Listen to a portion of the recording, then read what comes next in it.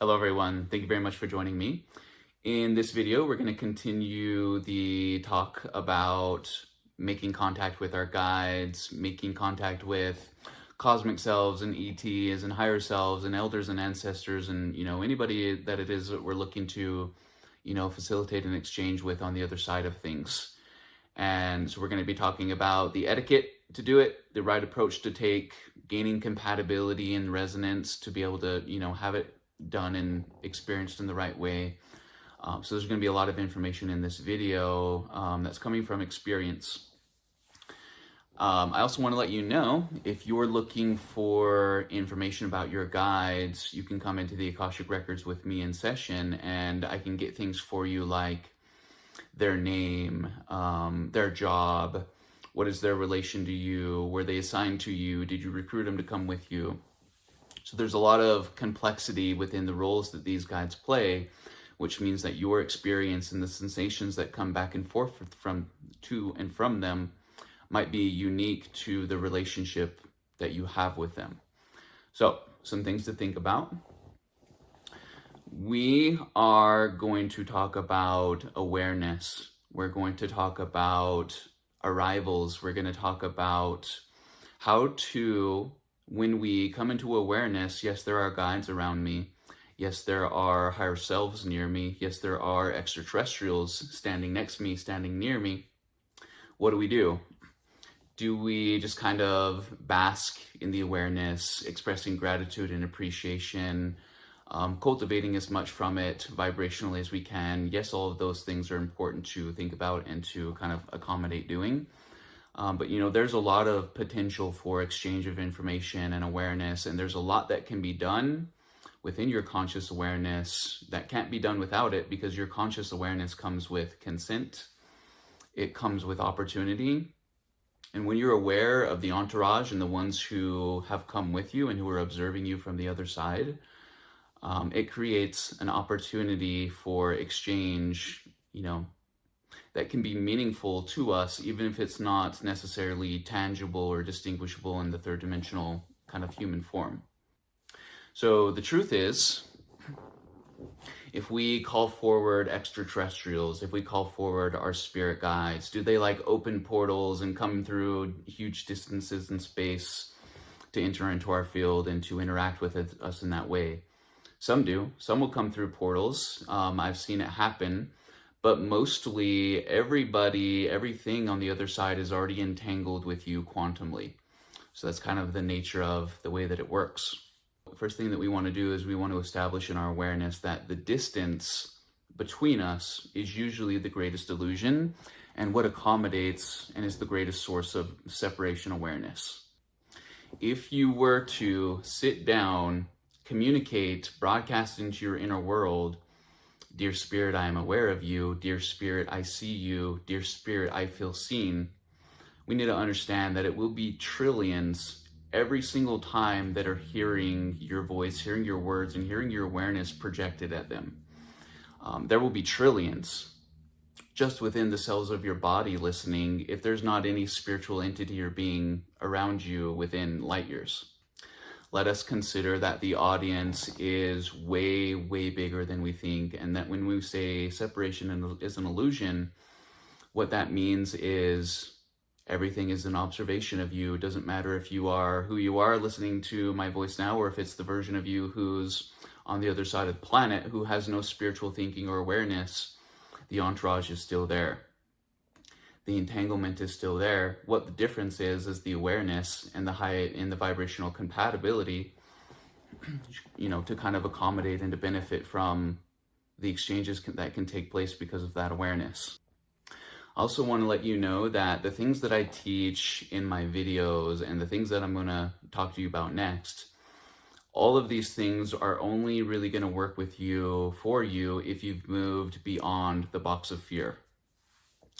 This isn't Hollywood. This isn't the movies. This is not, something that's going to capture you or take you or override your free will in any kind of way.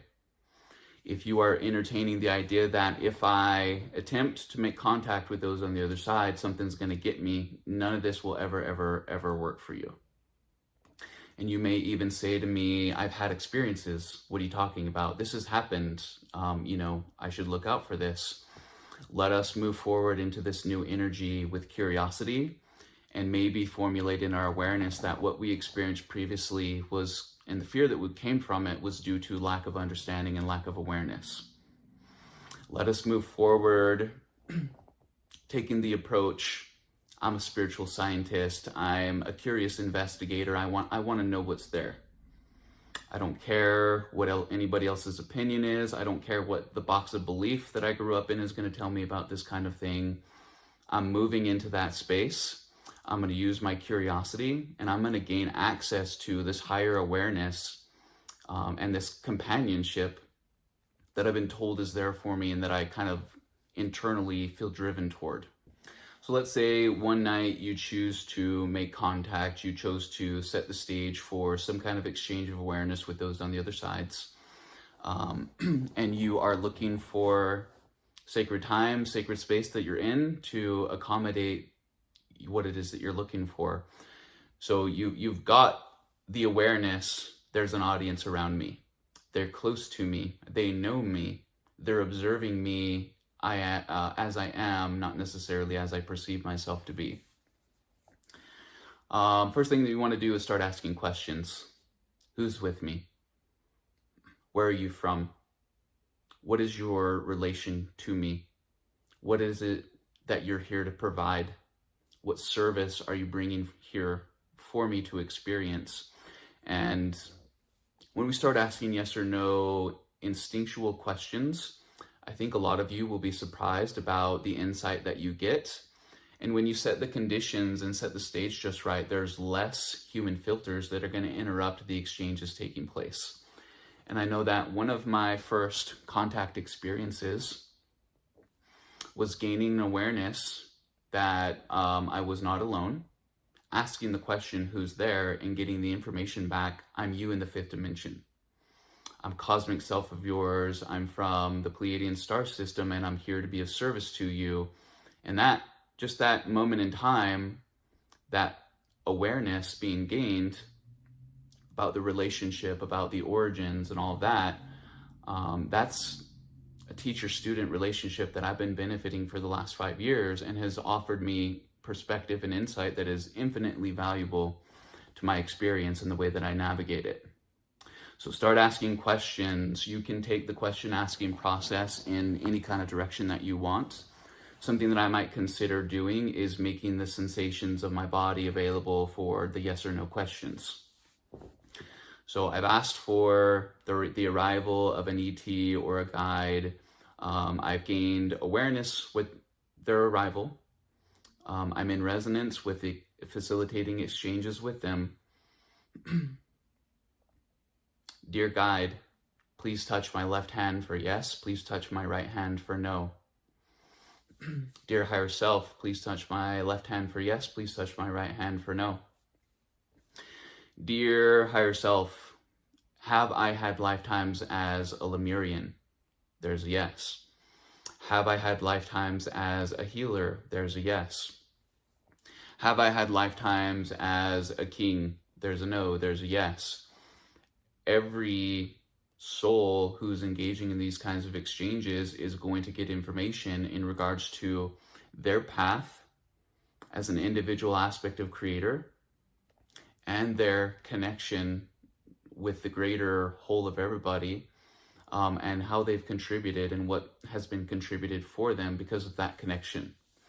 These things are usually out of our awareness and individuality. Something else that you're going to want to try, and this is probably one of the easier things to engage with, is automatic writing.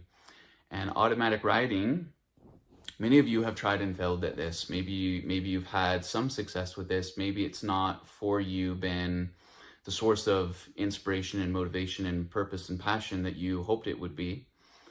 There's a reason for that. Most people are doing it wrong. So automatic writing, you want to sit down with an empty page, with a pen in your hand. You're not looking for a takeover.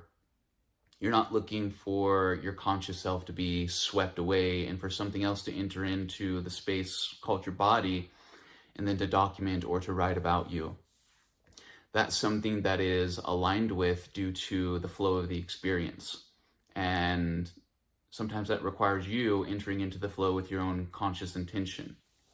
So what I would do is I would, in my awareness of my friends and family that are close with me, I would start writing about myself. I would start writing about how I think I'm doing. I would start writing about questions I still have. I would start writing about, my curiosity, my thirst for knowledge and awareness, my intentions, the things that I'm working on. When you can align this flow of consciousness with those on the other side, they can start dipping into it. They can start bringing things in your awareness that are only going to be accommodated by the movement of the pen on the paper. So you're writing on the paper, you're getting these spiritual messages, suddenly you get this download that so obviously intangibly is from somewhere else, from a perspective that's not necessarily tethered within the body, and then it's game on from there. Then you can just open the portal, you can hold it open, you can gain all kinds of insight and wisdom about yourself and how you're doing, and what my potential is. So I'm going to teach another way to channel without doing the pen and the paper and all that kind of stuff. Something else that you might want to consider, though, is automatic drawing. So you make this contact, you've established in your awareness, I'm here with my guides. Let them use your hands and communicate with you symbolically through images and through pictures. And you may start writing on the page. You'll find the flow of things take you into a natural structure and rhythm that tell you a story or present you with some idea or concept, kind of like you've pulled a tarot card. If your third eye is open, you can establish within yourself a vision, an idea, something presented to you that you can then transfer from your inner world onto the physical paper in the now. Something else that you should do while you've integrated into this experience is you should ask them to help you solidify the awareness so that it's something that you can tap into. And the point of doing this and establishing this connection and this awareness within a controlled environment is so that you can bring forward the muscle memory of how it works, so that you can take this awareness and this communication with you into the everyday world to help you make big decisions, small decisions, whatever is in front of you. The universe around you and spirit within you have information and data that can be utilized by you to know the approach to take, where to go and what to do and how, what to say, how to say it. Really, why we benefit from this and why it's important to do it is that we gain perspective. And I know that perspective from higher dimensions for me as a father have been infinitely valuable. And there's endless applications for it and somehow still, necessity to acquire more. So let's say, you want to sit here, you want to make contact with your guides. Maybe you've kind of gained, the physical sensation and awareness or not. It doesn't really matter. You know that they're there. You know that they're working for bridging this gap in awareness the same way that you are. Let us channel them. And what you want to do, and this is a lot easier than most of you think it is, and I, when trying this first, was blown away by the results that I got and how easy it was and how frustrated I was in not feeling that I could experience this. So we want to know that they're there, and we want to have a conversation within us and ourselves that does not feel like it's us, that does not feel like it's the mind, that does not feel like I'm mistaking this, or I'm confusing myself, or I'm tricking myself with illusions that there's something bringing awareness to me when it's just really me within the body making it up. So let us sit and don't try to still the mind. Don't try to quiet the mind. Don't try to judge the mind. Don't try to change what the mind is presenting with you. Simply set an intention that I am looking to open my consciousness to gain access to information from the higher dimensions and whoever it is that is there to provide it to me. So you might say, what are these monks doing? They're stealing the mind. They're quieting their inner world. They're observing peace and calm and harmony within themselves. They're not observing the busyness. They're not kind of tolerating or being mindful of the busyness. They're trying to get rid of it. I will let you know that these monks, these meditators that are doing it all day, every day, as often as they can, if they're doing it right, and if they've achieved what they're looking for, they're very, very active and engaged and moving through that inner world with purpose, not just sitting back, listening and looking for stuff, staring at darkness. So me personally, within my inner world, I'm always kind of juggling all kinds of different people, places, things, and scenarios. And we don't necessarily have to do that through stillness and through quiet and through closing ourselves off from the world. So if you've established there are guides here who want to speak to me. Let me open the door for them to do so. You've allowed for them to do so. You're observing your conscious world, which is really busy, but you don't want to engage with it. You just want to observe it, and you want to let it kind of run its course. And most of us are going to get captivated by what the mind is saying, get pulled into some kind of a linear thought, and then get frustrated with the experience, it didn't work, and then walk away.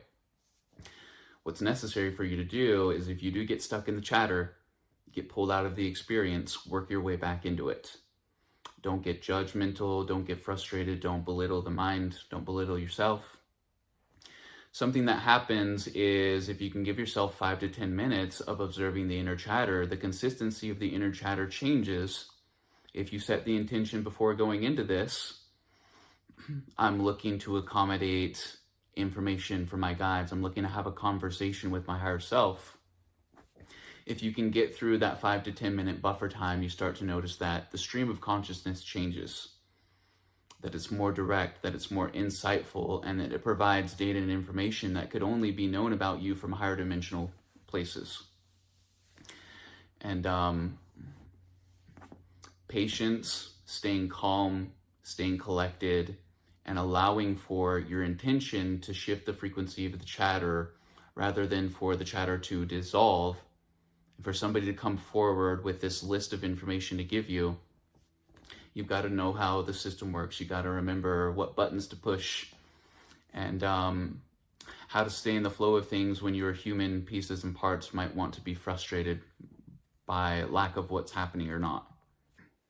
So there are a lot of different things that you can do.